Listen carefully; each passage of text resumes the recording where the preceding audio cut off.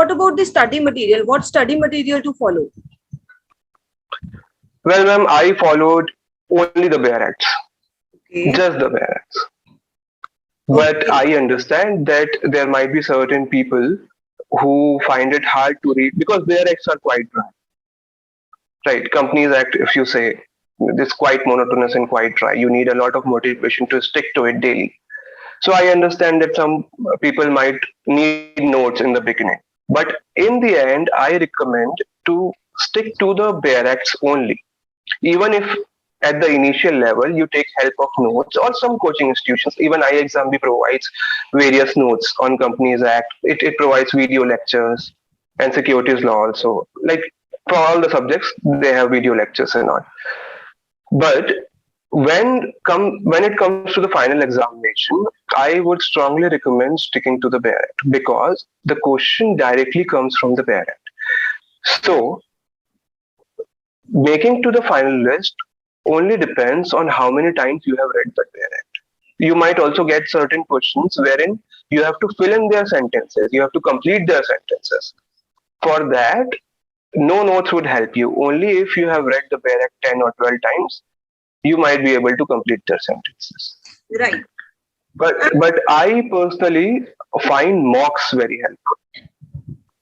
Mock is, I think, because half of this MCQ, any computer-based MCQ type question paper, half of the strategy depends on how you solve the question paper. So mocks are very essential. And what about the paper one in phase one? Quant, reasoning, English, GA, how to go about its preparation? Yes, ma'am. All right. So, ma'am, can we first discuss the notification process? Sure. Yeah. So Right. many students are asking when will the notification now come?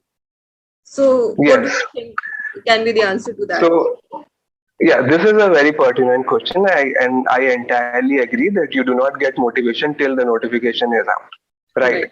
But this is a very wrong approach because say there are certain vested interests, even if they are your competitors, they might be interested in spreading rumors that notification might not come this year. Right. Even when I gave this examination in 2021, I had faced a lot of this trauma that people were spreading rumors that notification will not come again. SEBI recruits only once in every 2 years. But let me assure you that when will SEBI recruit next? Only the HR department of SEBI knows. Right. Nobody knows how many vacancies will be there. Nobody knows when the notification will come out. Nobody knows uh, like what will be the examination date. But I agree, it is a gamble. You start now, you've given a lot of time and you've given a lot of effort. You might take more time than others because notification has not come. But let me assure you that it is a gamble worth making. All right. Even if you start now, right, you will always have an upper hand. If I had given into rumors back in 2021, I would not have feared it this time because the notification that time was quite sudden. Right, there was no gossips, no rumors that the notification is about to come, and the notification came in December. Right, people were even saying that notification will come in April. They were giving all sorts of calculations that okay, 1.5 years is this, now 1.5 years is that, but that is all useless. So best time to start is to start now if you want to definitely clear it because say I'll tell you an insider fact. Uh, the entire selected candidates of UR category, the entire 10 or 12 selected candidates lie in 2.5 marks difference. Right. So 0.25 difference can also make you kick you out of the list. So start now, be a perfectionist in what you are doing. It's a good thing that even if the notification does not come this year, December, it is a good thing because you get more time to prepare. So you can prepare till May, but make sure that you get the selection. Right. And so we were talking about the paper one part. Yes, ma'am. So paper one part involves four sections. What is one is current affairs, one is quant, third is Reasoning reasoning, and English. and English. English. Correct. So what I did personally that I did not study for any of these till the time notification came out.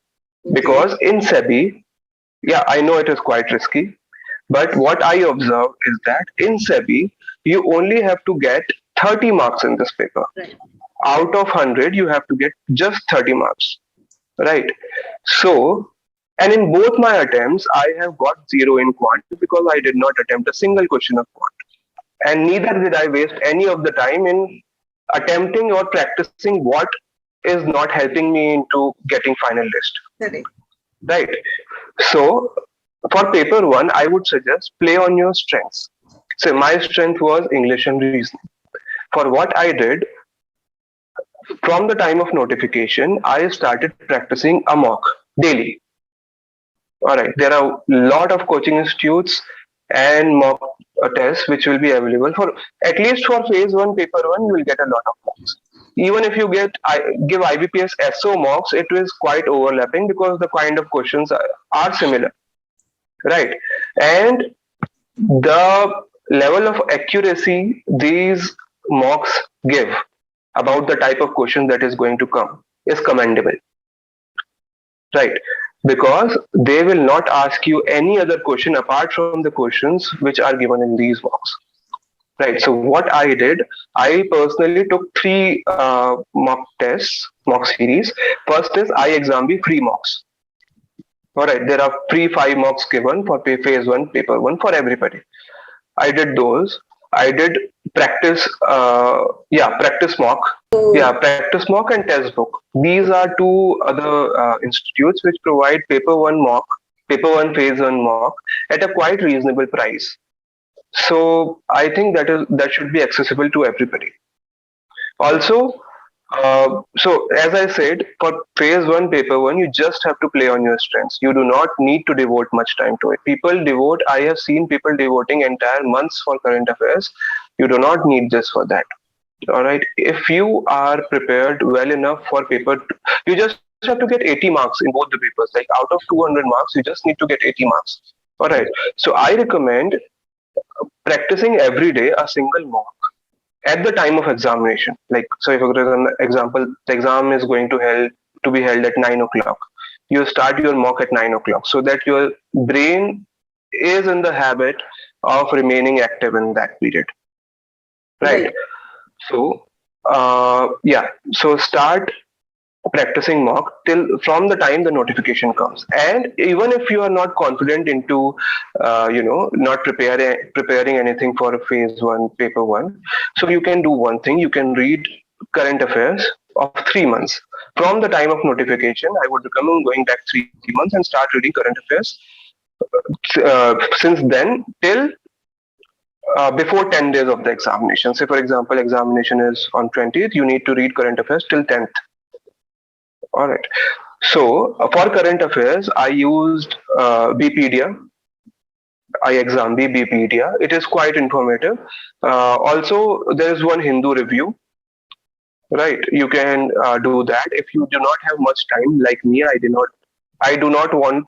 I did not want to give a lot of time to current affairs. So what I did, I read this Hindu review. It's only a 35 page document, which you can easily finish in 2 to 3 days. So you just need to read three of those documents, and you will easily score 10 to 12 in the 25 marks current affairs section. Okay.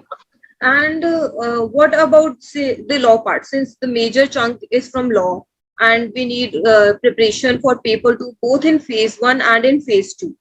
So one thing you have already Yes. suggested to go for bare acts, and even you have to Yes. read the bare acts again and again. So apart from bare acts, what all sources to practice? Because you need mocks and questions from that also. Yes. Correct. So just a second. Yeah.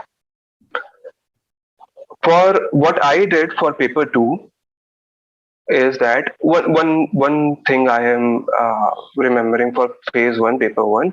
What I did used to target was that I targeted a say score of 50 in all my mocks. Right. If I'm getting 50 marks in my mocks, you rest assured you'll easily get 40 marks in the actual examination. You might also get more because sometimes, say for example, I exam B mocks, they are usually in a higher difficulty level. So you Yes. can easily, if you are getting on like say for example 45 in I exam B mocks, you should be quite confident that you will clear this phase one paper one. All right. Now for paper two, what I did not study anything specifically for phase one at all. Since Okay. the time I started preparing for phase two, paper two. Right. That is all. Right. There are certain sections, say for example, contract acts, which is quite different in phase one and phase two. Like phase two syllabus is altogether excluded in phase one and vice versa. Right. So I did not study phase one syllabus at all, even in that scenario, because I was quite confident that okay, fine, if I complete phase two syllabus, I will be easily scoring around 40 to 50 marks in this paper, or even more than that. I did actually score 90 marks in phase one, paper two. Right. Okay. So because phase one, paper two is quite easy, right? Even Very. if you are a third year student in your 5 year integrated law course, you will clear phase one, paper two if you give it sincerely. What law students usually encounter difficulty in just paper one of phase one, right? So that for which I have given a foolproof strategy. All right. After that, now when we come to phase two, paper two, I'll go to the descriptive part later on. Okay. Right. You can approach it that way. Right. It entirely depends on how you are comfortable studying the Bare Act or studying the notes, then the Bare Acts, or watching the videos, then the Bare Act. But ultimately, one has to come to the Bare Correct. And what about IBPS SO? Then there are banking laws in IBPS SO, and even some more acts like RTI, competition. You have to study these for IBPS SO. So how to approach these part? What I did, ma'am, for IBPS SO, apart from the SEBI syllabus particularly, I did not make any notes because one thing I noticed that whenever I used to make notes, I used to substitute the Bare Acts for my notes, which is very wrong because you are nobody to judge what is important and what is not and what SEBI might ask. So do not make notes at all if you want to do something to in order to better remember it. You just write on the margins of the Bare Acts anything which you might feel important. I used to write entire sections again so that when I read it twice again. You're right. Right. So you do not need to make notes for SEBI. What I did apart from SEBI syllabus for IBPS SO is that I used to make notes. My target was that only the important things, like for example in negotiable instrument, say what is the penalty, how much deposit has to be made if one has to go into appeal. These details. SARFAESI ka what is the procedure? Like how many days creditor gets before taking possession? How many day debtor gets for giving clarification? Right. Also, what is the section number? So my target was that depending upon the paper, depending upon the pages one Bare Act has. So, for example, SARFAESI it has 60 pages, right? So my target was that the entire note should come into 3 pages. That is all. Only the objective part, only the certain things of which MCQ can be made. Right. Only those parts. So Okay. I used to write, and my entire IBPS SO notes were completed of around 15 or 16 acts I studied.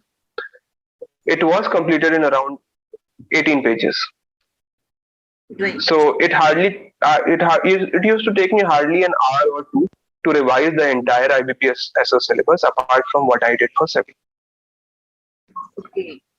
And Rohan, so you prepared for UPSC, then you shifted to other niche areas for legal, IBPS, SEBI. So any things that you experienced, any certain points that you can guide the students through? for to keep in mind, and while preparing, how you kept yourself motivated, because it's a continuous process. You missed by Yes, only 1.25 marks in the previous notification. So again, you will yes, have to motivate yourself. So any certain things that you felt you want to share with the aspirants? yes, ma'am. I understand it might be quite disheartening to be unemployed for a long time.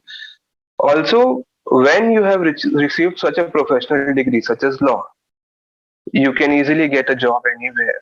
If even if I wanted, I could have got a job, and my friends were working. And it is, I know it, I understand it is, it might be quite demotivating for you to just sit and study after studying for 5 years.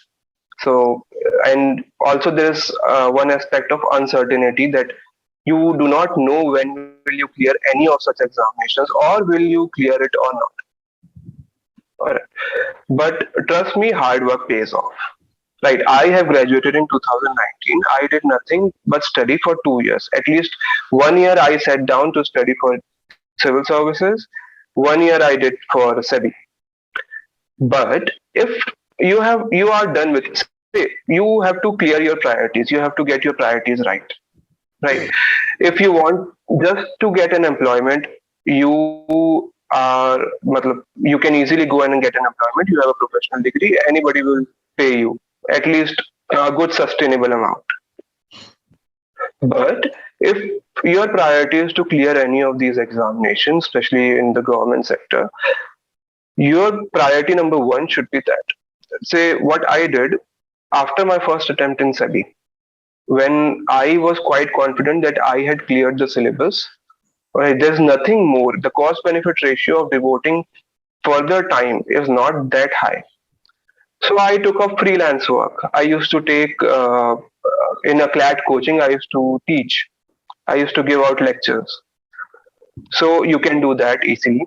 Also, there is certain freelance legal content writing which might keep you interested. Also, you will be making something, so you will be motivated. That is true. Also, you can pursue your hobbies. It's there's no harm if you like going to the gym, you like swimming, you like jogging, you like listening to music, you like watching movies.